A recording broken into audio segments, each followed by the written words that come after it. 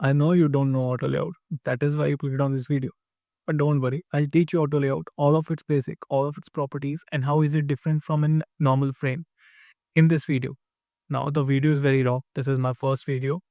It is with a lot of with a lot of ohms, but that too is because I wanted to feel a very casual video, not just like any other lesson that you find on YouTube. It is more like I'm talking to you. I'm teaching you personally.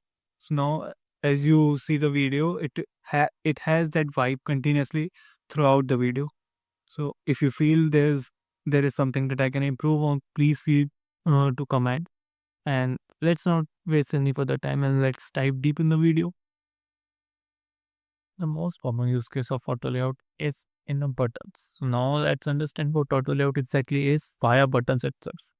Let's create a button. This is a button. Now let's wrap this up in an auto layout. Okay. Now when we wrap this up in auto layout with the command Shift plus A, you see on the layers panel, the text layer gets nested in a frame. Now this frame does not, the icon of that frame does not look similar. And as I have over it suggests it is an auto layout. An auto layout frame is just your normal frame, but with some enchanted features to make it more user friendly and make it like more versatile, you can say. Now, to make it a normal, to turn a normal frame into an auto layout, we just have to use either the command or we can go over here and choose this button. So now, once we have our auto layout edit, let's give some breathing space to our button. Okay. Now, if you don't understand what breathing space is, I guess you do. But now to give that breathing space, we need to give it some padding. Okay. Now, in technical terms, this is the internal space that you get is called padding. By default, auto layout will give it a padding of 10. But let's understand a little about what actually padding is. Okay.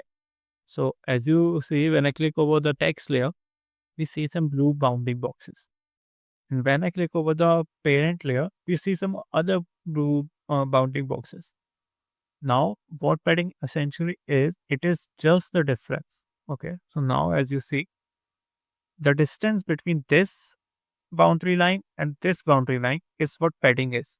Okay. So it is the internal space between the parent boundary and the children boundary. If you don't understand what a parent and children is, parent is the frame that bounds everything, and the content inside that frame is called child or children. So now let's play around with some padding. Okay. Uh, Now to change padding, you can just simply go on to this tab. For to change the vertical padding, you'll increase it via here. You can do that by multiple steps, just like you change other properties in Figma. Let's make this 60.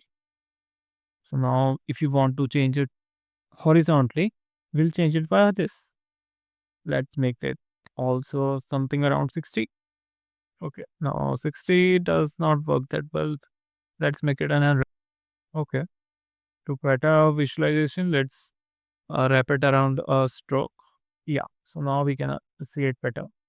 Let's give that 70, I guess. Yeah. So 70 works.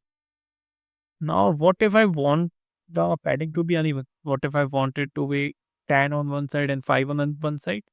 Well, to do that, we need to click on here and then we can adjust the padding of each side manually now. So just suppose I don't want padding on the left. I'll just put that a value of 0 and then as you see, it has 0 padding here. It has 70 here, 70 here and 100 here, but 0 on this side. Similarly, you can do this to all of this. Okay. But let's keep it neat and clean. Let's give them even padding. So now we have done padding. That was all about padding. It was that easy. Now let's think about some other thing. Let's add some icons in the. Let's use some arrow. This works. Let's import it in a frame. So now let's make it a little bigger. Let's get it detach its instance. Oh wow, what was that? I didn't know about it. Done. Cool. Now let's do this. Let's go it to white. Yeah, that's good. Okay, so now here's the difference. If this was an ordinary frame, which let me just remove, and I have to just take it out. And if I had uh, dragged this inside this frame, it would be just floating anywhere randomly. But in the auto layout frame, if I drag it inside, it is you see it's just like gets in the line pretty nicely. Okay, now let's understand the spacing behind it. If you see, they are very tightly packed. Like you know, similarity to this is like you have to do all of it manually. This is very tightly packed. To maintain this, if we can go here and then manually change the spacing of it. Now there are other part of spacing as well, but we'll get back to on it later in this video. There's an auto of it, but we'll get back to it. Now, but if you see something, if I remove this, the boundary shrinks. And if I add it, the boundary increases. Okay, so the width of the frame increases. If I remove it, it decreases. We don't want that to happen. So now what we do? Here comes the part of sizing.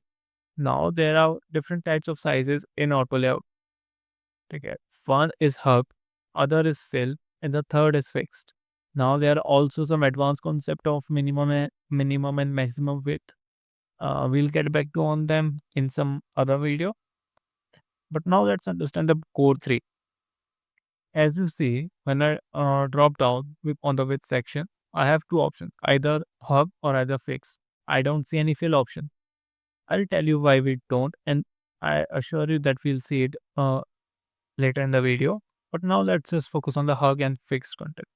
Now, hug content is essentially the boundary of that frame will hug the content of its the children. Okay, so now what essentially happen is if you see it's set on hug. If I remove the icon, it is still hugging the content. It's just a matter like at this point it has two content, and then they are hugging that content. Uh, but because the combined width of that content is large, it's hugging them larger. If I remove that content, then the width of that content is shrink. Thus, the boundary of the frame is shrink. You don't want that to happen. Then what shall we do? We should just simply change it to fixed. Now, as we change it to fixed, look what happened. Boom. The boundary line stays the same. And with this, we can also understand the other concept of spacing. That is auto. Now, once you set your spacing to auto, it will just like stick to the boundary. The content of that frame will stick to its boundary. Now, what does that mean? That means if I stretch this frame, icon will bound itself to the very right of the frame, while the text will bound itself to the very left of the frame. So, no matter how long do I take it, or no matter how short do I make it, they will follow the same principle. Whether either I do it from this side, or hold Alt and do it simultaneously from both the sides, it doesn't matter. And this is about how auto spacing works. And obviously, then we have 64, that is manual spacing. But now, as you see, it does not like actually, it just everything is bounded to left. What if you want it to bound to the right? Now, here's where alignment comes in. So now to change the alignment of it, there's this tab. Okay. So now there's this grid. This grid is very self-explanatory. You won't need it very much, but let's just go through it. Okay. So now, if you see, this is aligned to the bottom left, aligned to center, aligned to the very center. Now you see the difference. So now, as we see, when we have put everything to align to the very center of it, then the content inside that frame will gather all around the center of point of that frame. So now, if that frame is this, all the content will form around the center of here. Now, if the frame is a lot bigger than it is, so now here we have even spacing. Let's make that uneven. Okay. Now what will happen is if I turn this to center but bottom, okay, so bottom center, all of that content will align center as horizontally, but will align to the bottom vertically. Sounds complicated, but uh, along with the graph, it won't sound very complicated. It may sound complicated in theory, but it is very easy in practical. Let's say I wanted to be here. Here, I don't know if that's visible in the camera, but I want it to be here. I'll just go and align left. It is, it has equal space on the top and the bottom, but it is bounded to the very right. If I want them to be exactly center, then I'll just go here. It is equal space here, equal space here, equal space here, equal space here. That is what alignment is, and that's it in alignment. There's nothing more. The other type of alignment is when you have space in between. Now, when you're spacing it in between, there are only three types of alignment that you can go with. It is either center, either top, either bottom. That's it. There's nothing else you can do about alignment. Okay. But now, while we are on the track of being on auto spacing, okay, which is also called space between in technical terms, when we go into the web development part of it, it is this auto spacing is called space between. So now, while we are on the space between, let's also see what will happen if we have more than two elements. Okay, so now we obviously know if we have two elements, then the one would bound to the very right, one would bound to the very left, one would bound to the very right, and one would bound to the very left. What if we have three elements? So now let's just add some third element. Okay, this is a button. Let's add some temporary variable. Okay, this is very temporary. I know how to create a button though. We'll get back to it. I have not forgotten that we are creating a button. Let's make this what FF. Yeah, excuse me. Now this is a button. This is also something, and then this is an icon. Now, if you see, this frame is bounded to the very left as it was. The icon is bounded to the very right as it was. The third frame that we added is in the very center of that. So it is neither it is bounded to the left, neither it is bounded to the right. It's just in the center of them. Now, why you this may not see the center of it, but it is because the spacing from this frame to this frame and the spacing from this frame to this frame is exactly the same. It is 244. It is 244, and that is spacing between. No matter how much I stretch it or anything, the space in between would remain the same. And that was all that there was in spacing, there was in alignment, there was.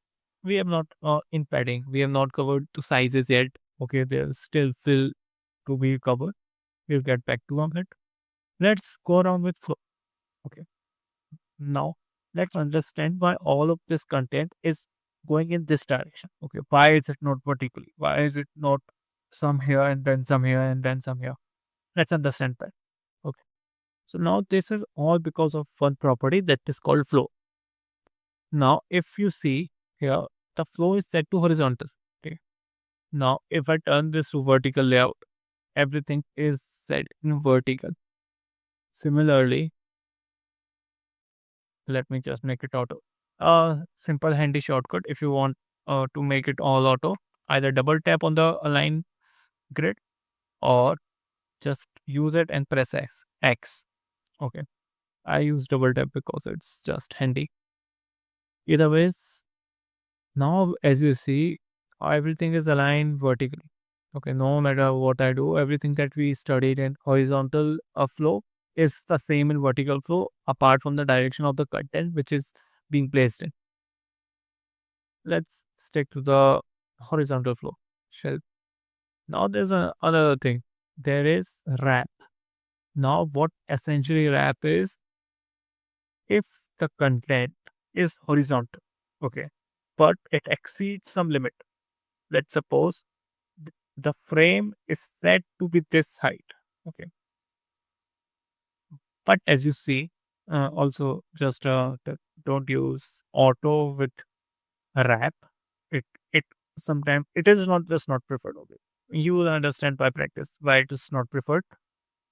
let's get back to the wrap. So now, if you see the content flows this direction, then this, but instead of going here, the other content, the third icon is has went down. Now, this is what a wrap does. When you have content, when you have too much of content, okay, but the boundary of that frame stops. Okay. So now let's just suppose you cannot go away. This is the boundary. Okay, you can go from this point, you can go to this point. But now what the content want is content is going from here and wanting to go here. Okay. Now what wrap will do is it will prevent that extra content, move it from here. Okay, move it from here and put it below the other content. Okay. Now let's visualize it a bit better. Let's suppose this is a rectangle. This is an angle. This is a rectangle. This is a rectangle. Let's get them all in auto layout. Make the size like this. Okay.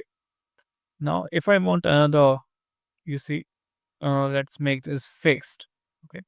Now if I want more rectangles, then you see there the bounding box is there, but the rectangles are going beyond the bounding box. We don't want that to happen. That breaks the whole layout of it. These other rectangles that are overflowing the frame will actually uh, interfere with some other element on the canvas. To fix that, we can use wrap. You see how wrap exactly what it did is these two frames which were going out of the boundary of the parent frame, it took them and placed them below these two frames. So now while I'm in wrap, it doesn't matter how what I do and how well I do, like, just okay. This is just right. It's that's just it. I don't know what more do I have to explain about it. So let's get back to where we started. We have understood sizes. We'll get back to on fix. I remember we have completely done space. We have done padding. We have done flow. Only position and fill size left. So now let's make this button look pretty. Okay. We have done some very drastic changes to it. Let's make this up. Let's make this up. Okay, this is good. I like my buttons rounded. Yeah, I like that.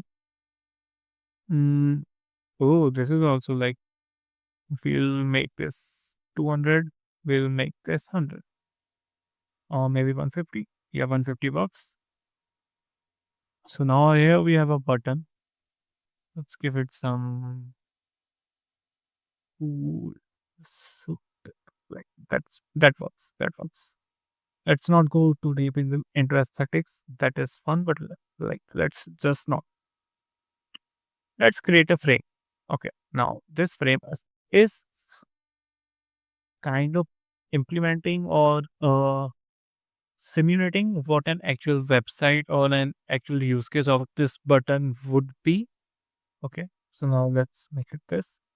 Let's make the parent frame black. That's nice. So now this is in button. We can place it here. Let's have some supporting text. This is supporting text. We are learning auto layout. Cool. This works.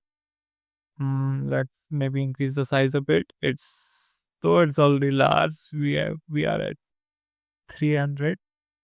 Mm, we'll go ahead. Oh, that's an issue. Cool. Well, let's just not go on to the aesthetics of it. Yep. I swear I'm a good at aesthetics. I'm not. Let's ram this up also in a frame auto layout. Okay. Select both of them. Shift A. It's an auto layout. Now, if I duplicate this, you see how uh, well structured it is. That's the whole point of auto layout. Yeah. If I change this everything, that's good. Let's make this up. Let's make this fix is like this. Good. Now let's add some images. Let's open Unsplash. Unsplash. Let's get some images. Let's go abstract. Like something else. Insert random. Yeah, okay, take it. This works. Let's move this. Let's move this. This works. Okay. It is cool. Lovely picture of sky. Let's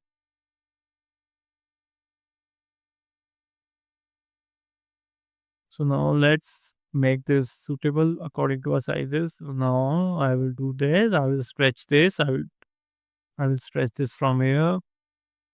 That's not how we do it. Control Z. This is in an auto layout. Okay. This can also come into auto layout. Okay, that's an issue. Okay, so the our image is not in the frame. Okay. So now both of them are in auto layout. What we can do is we can add another auto layout. Like I should not have added this. We can choose this frame and make it an auto layout. Now what you'll see is we'll make this fixed and we'll make this fixed. Now you see, I will not change its size manually. Okay, I'll make it fit and that too by fill container. Fill container. You see the padding is off. Let's make them 0. Oh, though it has fit the size, it does not look pretty that much. Okay, now what we need is some padding on the left. Let's give it some padding on the left. That is good enough, I guess. Let's give some padding in the center. That's good. Let's give it some this or this.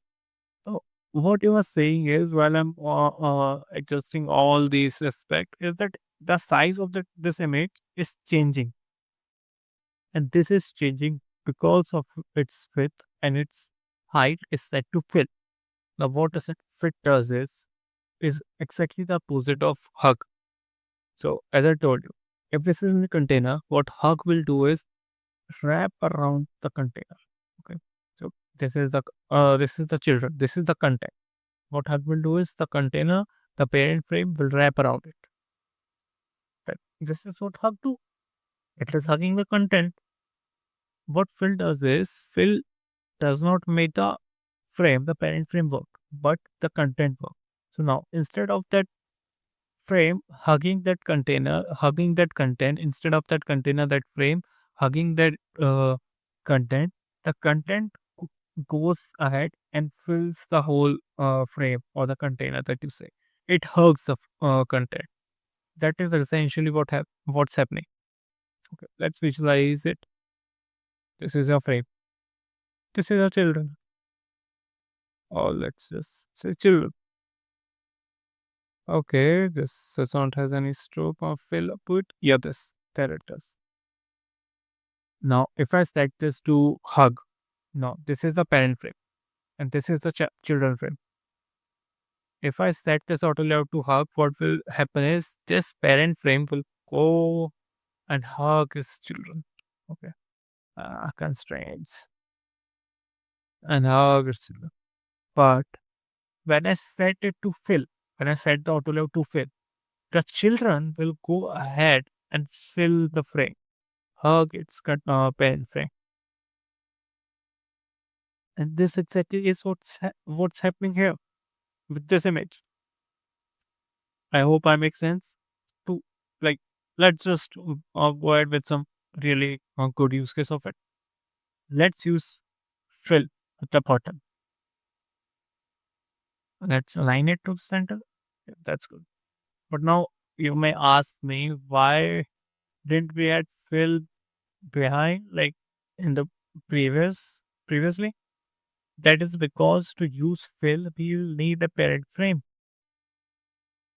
Sounds complicated? It will not. Just wait. Here, when I set it to hug, this is the parent frame. Okay. This parent frame is hugging its content. This is the content. This is the parent frame. The parent frame is hugging the content. But to make it fill, okay, to set it to fill, this parent frame will also need a parent frame. Who will it hug? Are you getting my point? This is the parent frame to make it fill. Okay. Now, what exactly I told you about fill? Fill makes the uh, frame, the content hug its frame. Okay. So it sounds confusing, but like it does not have a parent frame and thus it cannot hug its parent. Okay. Like how will an orphan hug its parent? We need to give him his parents. That is why when it has its parent frame, which is this frame right here, okay, frame 4, we can set it to fill container. Fill container is just hug your parent. I may get cancelled for this. And this is us completing sizes, space, padding, flow, but not position. What is position? Let's understand what position is. You see, there are two types of position. Okay.